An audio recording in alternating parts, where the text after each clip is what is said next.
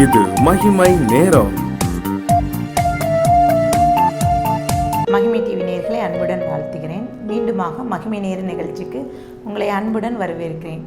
நாம் தொடர்ந்து கிறிஸ்மஸ் கொண்டாட்டம் என்ற தலைப்பின் கீழே தியானித்து வருகிறோம்.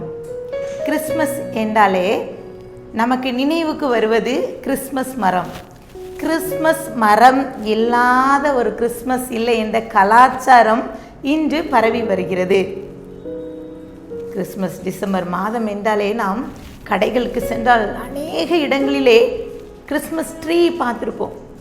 ஆனால் நாம் ஏன் இந்த ட்ரீயை, இந்த மரத்தை வீடுகளிலே வைக்கிறோம், அலங்கரிக்கிறோம், ஆலயத்தில் வைக்கிறோம்? அதன் காரணம் என்ன?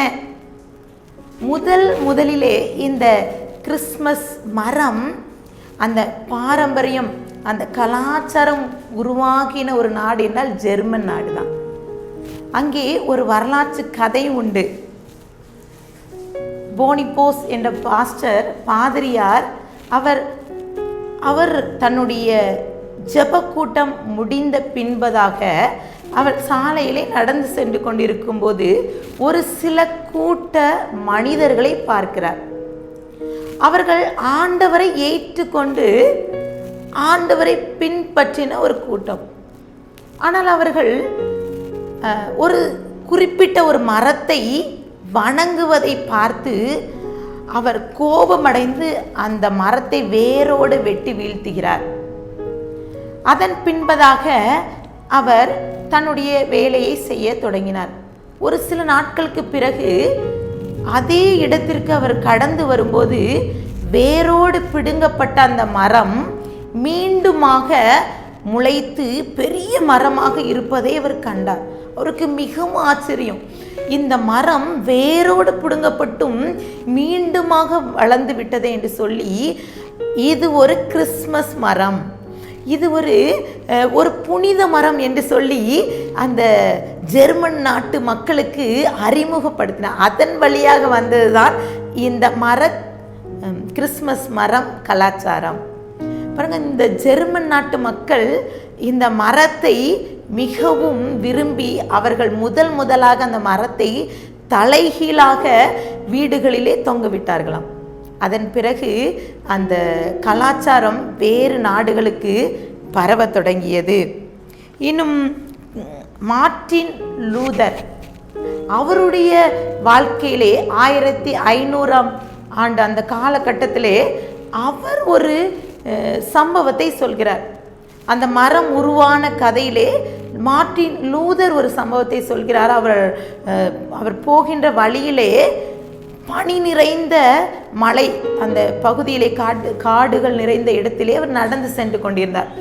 அப்போது ஒரு குறிப்பிட்ட வகை மரத்தை பார்த்து கொண்டிருக்கும் போது அங்கே அந்த மரம் பனி நிறைந்ததாக இருந்தது.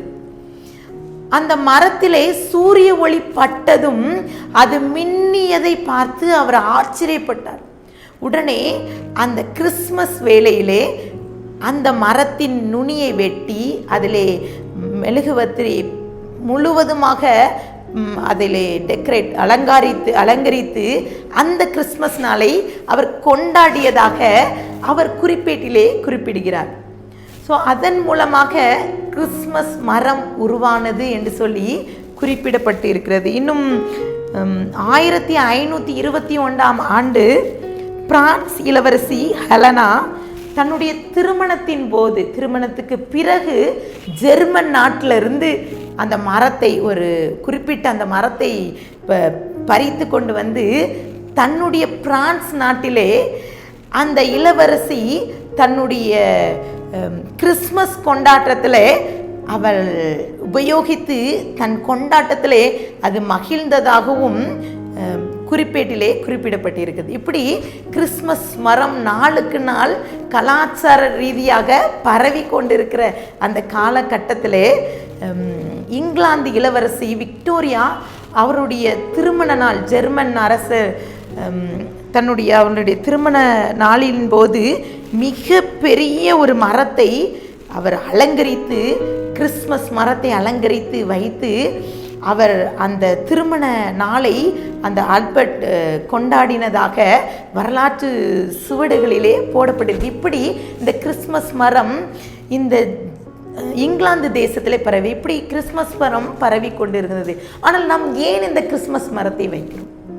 அது எதற்காக வைக்கிறோம் என்றால் அதன் முக்கோண வடிவ ஒரு அந்த இலையின் பகுதியை பற்றி நுனி பகுதியை பற்றி முக்கோண வடிவமாக இருக்கும். அந்த முக்கோண வடிவம் எதை குறிக்கிறது? திரியேகரை குறிக்கிறது. பிதா, சுதன், பரிசுத்த ஆவி என்பதை குறிப்பதாக இந்த கிறிஸ்மஸ் கொண்டாட்டத்திலே கிறிஸ்மஸ் மரங்களை உபயோகிக்கும் நாடுகளிலே இருக்கிற கிறிஸ்தவ மக்கள் நம்புகிற காரியம் திரியேகரை முன்னறிவிக்கிற மரம் என்று சொல்லி இந்த மரத்தை அநேகர் இந்த கொண்டாட்டத்திலே உபயோகிக்கிறார்கள். இன்னும் அந்த கிறிஸ்மஸ் மரம் என்று குறிப்பிடுகிற அந்த மரம் அது அழியாத ஒரு மரம். நாம் முதலாக பார்த்தோம், ஜெர்மன் நாட்டிலே அந்த கண்டுபிடிக்கப்பட்ட அந்த மரம் அது வேரோட பிடுங்கப்பட்டாலும் அழியாது. இப்படி இந்த கிறிஸ்மஸ் கலாச்சாரம் இந்த மரத்தோடு உபயோகப்பட்டு வருகிறது. இன்னும் சொன்னால் இயேசு பிறந்த காலத்திலும் கூட ஏரோது மன்னன் 2 வயதுக்குட்பட்ட குழந்தைகளை அழித்து விட வேண்டும் என்று சொல்லி அவர் ஒரு கட்டளை இடுகிறார்.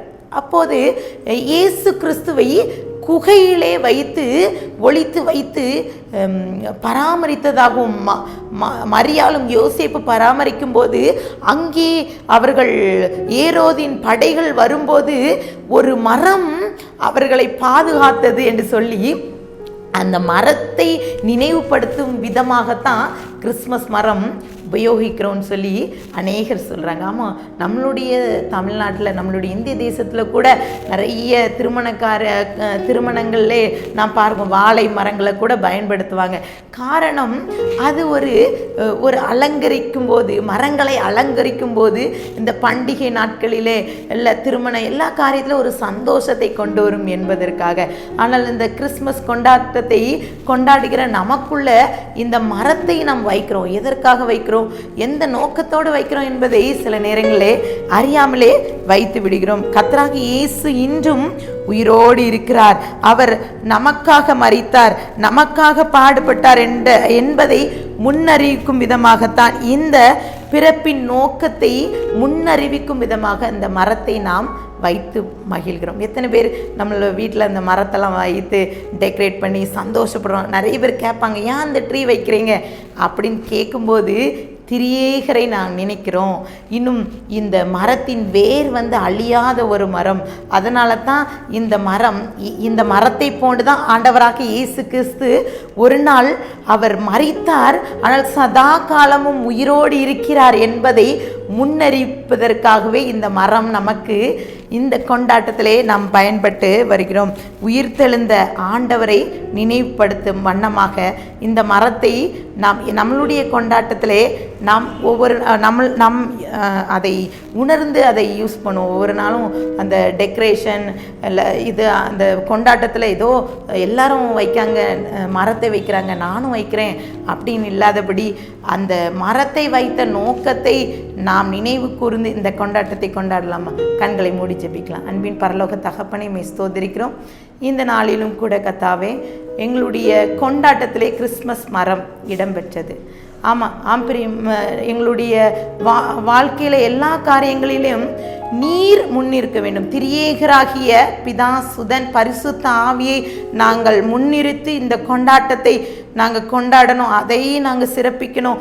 உம்முடைய நாமம் மகிமைப்படும் வண்ணமாக இந்த கிறிஸ்மஸ் கொண்டாட்டம் இருக்க வேண்டும் என்ற நிச்சயத்தை நாங்கள் பெற்றுக்கொள்ள கிருபை தாங்க. உம்முடைய கரத்திலே நான் கொடுக்கிறேன், தாழ்த்துகிற உரிமையாக்கிறேன், மீட்பர் மூலம் கேட்கிற பிதாவே, ஆமென்.